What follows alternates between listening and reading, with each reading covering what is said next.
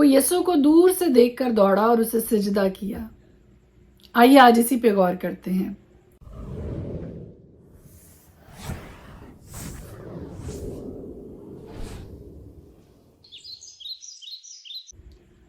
مرکز کی انجیل اس کے 5ویں باب میں سے آج جو تھاٹ اور جو خیال آپ کے ساتھ بانٹنے کو ہوں وہ انتہائی خوبصورت ہے۔ خدا کے کلام میں لکھا ہے کہ ایک آدمی کے بارے میں یہ واقعہ ہے جس میں ناپاک روح تھی اور وہ قبروں سے نکل کر اس سے ملا۔ وہ قبروں میں رہا کرتا تھا اور اب کوئی اسے زنجیروں سے بھی نہ باندھ سکتا تھا، کیونکہ وہ بار بار بیڑیوں اور زنجیروں سے باندھا گیا تھا، لیکن اس نے زنجیروں کو توڑا اور بیڑیوں کو ٹکڑے ٹکڑے کیا تھا اور کوئی اسے قابو میں نہ لا سکتا تھا۔ اور وہ ہمیشہ رات دن قبروں اور پہاڑوں میں چلاتا اور اپنے تئیں پتھروں سے زخمی کرتا تھا۔ وہ یسوع کو دور سے دیکھ کر دوڑا اور اسے سجدہ کیا اور بڑی آواز سے چلا کر کہا، اے یسوع، خدا تعالیٰ کے فرزند، مجھے تجھ سے کیا کام؟ تجھے خدا کی قسم دیتا ہوں، مجھے عذاب میں نہ ڈال، کیونکہ اس نے اس سے کہا تھا، اے ناپاک روح، اس آدمی میں سے نکل آ۔ پھر اس نے اس سے پوچھا، تیرا نام کیا ہے؟ اس نے اس سے کہا، میرا نام لشکر ہے، کیونکہ ہم بہت ہیں۔ پھر اس نے اس کی بہت منت کی کہ ہمیں اس علاقہ سے باہر نہ بھیج۔ اور وہ وہاں پہاڑ پر سوروں کا ایک بڑا گول چر رہا تھا، بس انہوں نے اس کی منت کر کے کہا کہ ہم کو ان سوروں میں بھیج دے تاکہ ہم ان میں داخل ہوں۔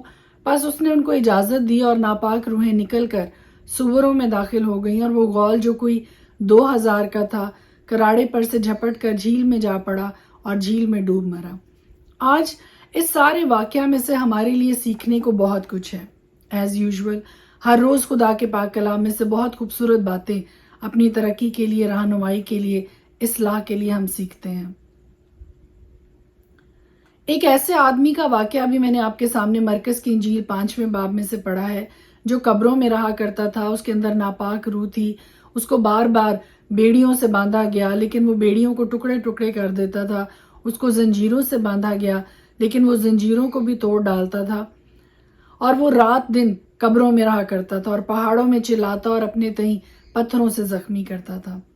لیکن بڑی خوبصورت بات اس سارے واقعہ میں ہمیں نظر آتی ہے، اور وہ یہ ہے کہ وہ ناپاک آدمی جس کا یہ سارا واقعہ بھی میں نے آپ کے سامنے پڑھا ہے، جو یہ سب کچھ کرتا رہا ہے، وہ ناپاک آدمی وہ یسوع کو دور سے دیکھ کر دوڑا اور اسے سجدہ کیا۔ کتنی خوبصورت بات ہے کہ ایک ایسا آدمی جو کہ ناپاک روحوں میں جکڑا ہوا ہے اور اس کے اندر ایک لشکر بستا تھا، اور لشکر اس کا نام اس لیے تھا کیونکہ وہ بہت سی تھی۔ اور دوسری بڑی بات اس سارے واقعہ میں، ہر طرح کی بدروحیں، ہر طرح کی تاریکی، ہر طرح کی بدی کی قوتیں خداوند یسوع مسیح کے سامنے زیر ہیں، اس کے نیچے پسپا ہو جاتی ہیں۔ اور یہی ہم اس واقعہ میں دیکھتے ہیں کہ وہ ناپاک روح سے جکڑا ہوا وہ آدمی، وہ لشکر جس کے اندر بستا ہے، اس نے خداوند یسوع مسیح کو دور سے دیکھا اور آ کر اس کو سجدہ کیا۔ وہ آدمی جو کسی کے سنبھالے نہیں سنبھلتا، وہ ناپاک روحوں سے جکڑا ہوا آدمی جو قبروں میں رہتا ہے اور لوگ اس کو کسی بھی طریقے سے قابو میں نہیں لا سکتے ہیں، اس نے خداوند یسوع مسیح کو اسی حالت میں دور سے دیکھا اور آ کر اسے سجدہ کیا۔ بڑی آواز سے چلا کر کہا، اے یسوع، خدا تعالیٰ کے فرزند، مجھے تجھ سے کیا کام؟ وہ خداوند یسوع مسیح کو پہچانتا تھا۔ تیسری بات جو کہ بہت ہی قابل غور ہے، اس نے کہا، تجھے خدا کی قسم دیتا ہوں، مجھے عذاب میں نہ ڈال۔ ایون ناپاک روحیں بھی اس ابدی عذاب میں جانے سے ڈرتی ہیں، لیکن خدا کے لوگ، اس دنیا میں رہنے والے لوگ عدم معرفت کی وجہ سے ہلاک ہوتے ہیں۔ یہ ناپاک روحیں جانتی ہیں کہ خداوند یسوع مسیح کون ہے، اس عذاب کی جگہ سے بھی بڑی اچھی طرح سے واقف ہیں اور وہاں جانا نہیں چاہتی۔ کیوں انہوں نے یہ سٹیٹمنٹ خداوند یسوع مسیح کے سامنے رکھی؟ کیونکہ اس نے اس سے کہا تھا کہ اے ناپاک روح، اس آدمی میں سے نکل آ۔ پھر اس نے اس سے پوچھا، تیرا نام کیا ہے؟ اس نے اس سے کہا، میرا نام لشکر ہے، کیونکہ ہم بہت ہیں۔ پھر اس نے اس کی بہت منت کی کہ ہمیں اس علاقہ سے باہر نہ بھیج۔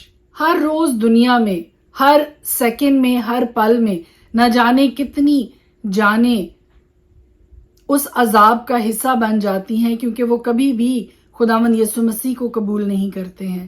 اس کو اپنا منجی، اپنا مالک، اپنا خداوند، خدا باپ کے بیٹے کے طور پر قبول نہیں کرتے ہیں، اور کبھی بھی اس ابدی ہلاکت سے بچ نہیں سکتے۔ عذاب کی یہ جگہ انسانوں کے لیے نہیں بنی بلکہ ان گرے ہوئے فرشتوں کے لیے بنی تھی، لیکن افسوس کی بات یہ ہے کہ وہ زندگیاں، وہ لوگ، وہ انسان جو خدا سے دور رہتے ہیں، بدی میں، تاریکی میں اپنے آپ کو ابلیس کے کاموں میں مصروف رکھتے ہیں، وہ جگہ ان کا بھی ابدی ٹھکانہ بن جاتا ہے۔ سارے واقعہ میں مزے کی بات جو ہے وہ یہ کہ وہ ناپاک روحیں بھی اس عذاب کی جگہ پر جانے سے خوف زدہ ہیں، وہاں نہیں جانا چاہتی ہیں، لیکن انسان عدم معرفت کی وجہ سے ہلاک ہو رہے ہیں، اور ہر روز نہ جانے کتنی جانیں، کتنی روحیں اس ابدی عذاب کا حصہ بن جاتی ہیں۔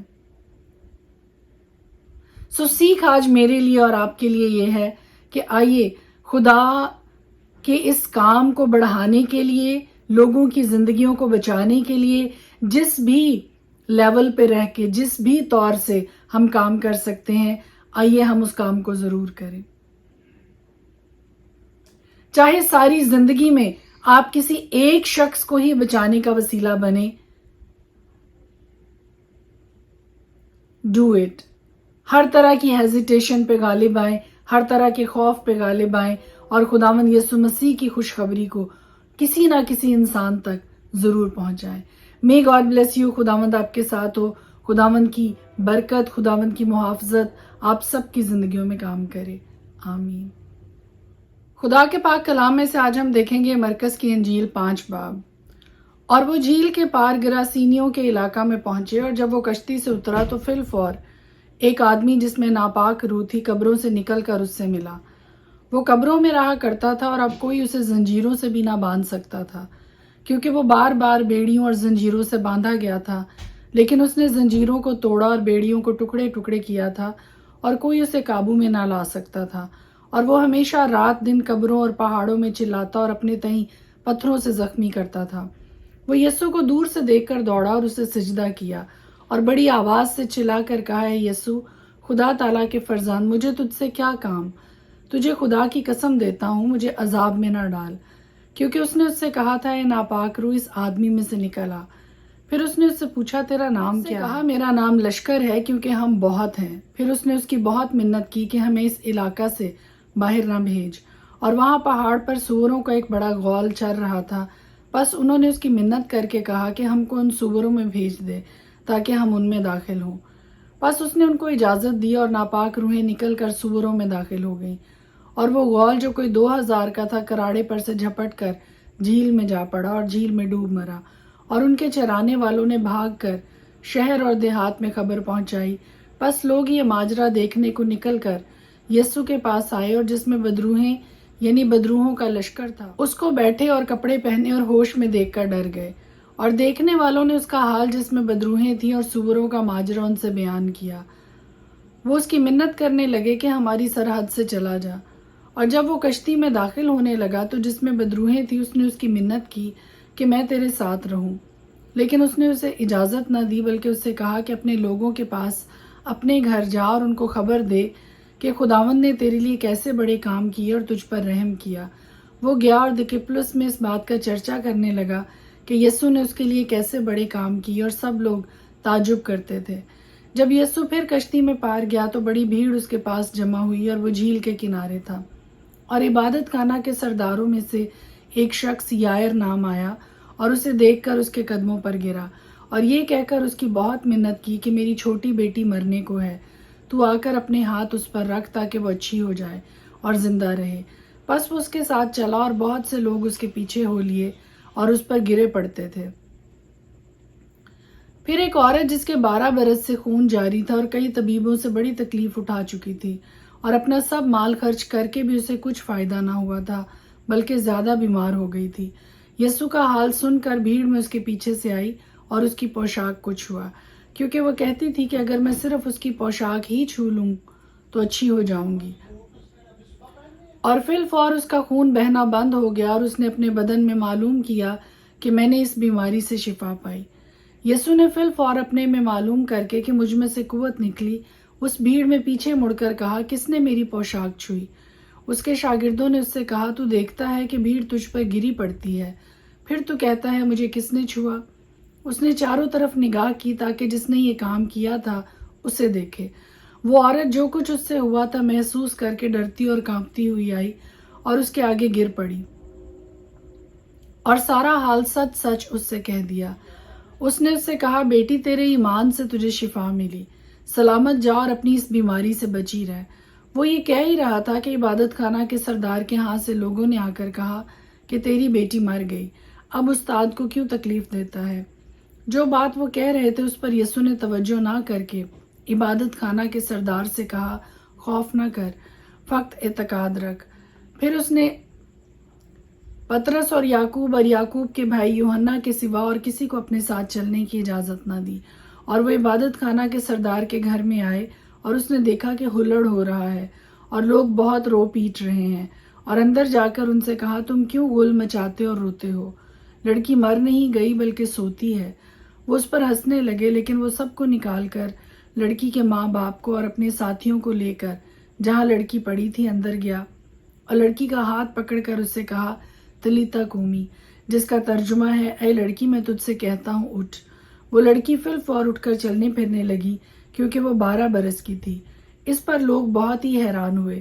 پھر اس نے ان کو تاکید سے حکم دیا کہ یہ کوئی نہ جانے اور فرمایا کہ لڑکی کو کچھ کھانے کو دیا جائے۔ پرانے عہد نامہ میں سے زبور 81۔ خدا کے حضور جو ہماری قوت ہے بلند آواز سے گاؤ، یعقوب کے خدا کے حضور خوشی کا نعرہ مارو، نغمہ چھیڑو اور دف لاؤ اور دل نواز ستار اور بربت نئے چاند اور پورے چاند کے وقت ہماری عید کے دن نرسنگا پھونکو، کیونکہ یہ اسرائیل کے لیے آئین اور یعقوب کے خدا کا حکم ہے۔ اس کو اس نے یوسف میں شہادت ٹھہرایا جب وہ ملک مصر کے خلاف نکلا۔ میں نے اس کا کلام سنا جس کو میں جانتا نہ تھا۔ میں نے اس کے کندھے پر سے بوجھ اتار دیا، اس کے ہاتھ ٹوکری ڈھونے سے چھوٹ گئے۔ تو نے مصیبت میں پکارا اور میں نے تجھے چھڑایا، میں نے رات کے پردہ میں سے تجھے جواب دیا، میں نے تجھے مریبا کے چشمہ پر آزمایا۔ اے میرے لوگوں سنو، میں تم کو آگاہ کرتا ہوں۔ اے اسرائیل کاش کہ تو میری سنتا، تیرے درمیان کوئی غیر معبود نہ ہو اور تو کسی غیر معبود کو سجدہ نہ کرنا۔ خداوند تیرا خدا میں ہوں جو تجھے ملک مصر سے نکال لایا۔ تو اپنا منہ کھول اور میں اسے بھر دوں گا۔ پر میرے لوگوں نے میری بات نہ سنی اور اسرائیل مجھ سے رضامند نہ ہوا، بس میں نے ان کو ان کے دل کی ہٹ پر چھوڑ دیا تاکہ وہ اپنے ہی مشوروں پر چلے۔ کاش کہ میرے لوگ میری سنتے اور اسرائیل میری راہوں پر چلتا، میں جلد ان کے دشمنوں کو مغلوب کر دیتا اور ان کے مخالفوں پر اپنا ہاتھ چلاتا۔ خداوند سے عداوت رکھنے والے اس کے تابع ہو جاتے اور ان کا زمانہ ہمیشہ تک بنا رہتا۔ وہ ان کو اچھے سے اچھا گیہوں کھلاتا اور میں تجھے چٹان میں کے شہد سے سیر کرتا۔ خدا کی جماعت میں خدا موجود ہے، وہ الہوں کے درمیان عدالت کرتا ہے۔ تم کب تک بے انصافی سے عدالت کرو گے اور شریروں کی طرفداری کرو گے؟ غریب اور یتیم کا انصاف کرو، غم زدہ اور مفلس کے ساتھ انصاف سے پیش آؤ۔ غریب اور محتاج کو بچاؤ، شریروں کے ہاتھ سے ان کو چھڑاؤ۔ وہ نہ تو کچھ جانتے ہیں نہ سمجھتے ہیں، وہ اندھیرے میں ادھر ادھر چلتے ہیں، زمین کی سب بنیادیں ہل گئی ہیں۔